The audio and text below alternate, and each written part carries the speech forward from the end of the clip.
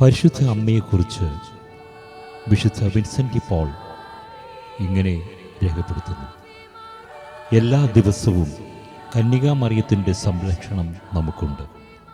നമ്മൾ അവിടുത്തെ മക്കളായിരിക്കാൻ താൽപ്പര്യം പ്രകാശിപ്പിക്കുമ്പോൾ അവിടുന്ന് നമ്മുടെ അമ്മയായിരിക്കുവാൻ അതീവ തൽപരയായിരിക്കും.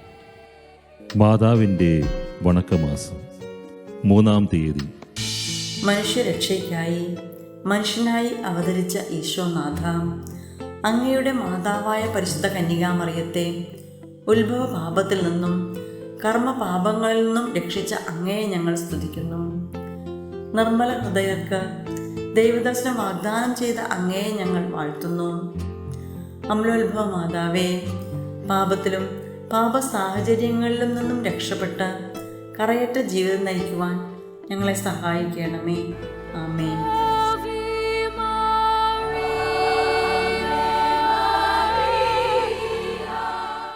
സ്വർഗസ്ഥനായ ഞങ്ങളുടെ പിതാവേ, അങ്ങയുടെ നാമം പൂജിതമാകണമേ. അങ്ങയുടെ രാജ്യം വരണമേ.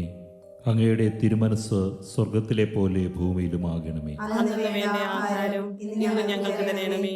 ഞങ്ങളോട് ചെയ്യുന്നവരോട് ഞങ്ങൾ ക്ഷമിക്കുന്നത് പോലെ ഞങ്ങളുടെ തെറ്റുകൾ ഞങ്ങളോട് ക്ഷമിക്കണമേ. ഞങ്ങളെ പ്രലോഭനത്തിൽ പെടുത്തരുതേ, തിന്മയിൽ നിന്ന് ഞങ്ങളെ രക്ഷിക്കണമേ.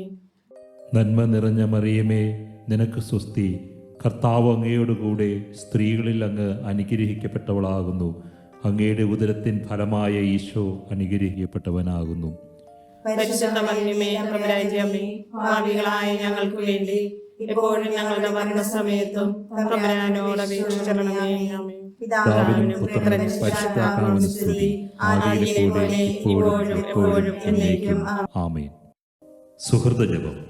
അമലമനോഹരിയായ മാതാവേ, ഞങ്ങൾക്ക് വേണ്ടി പ്രാർത്ഥിക്കണമേ.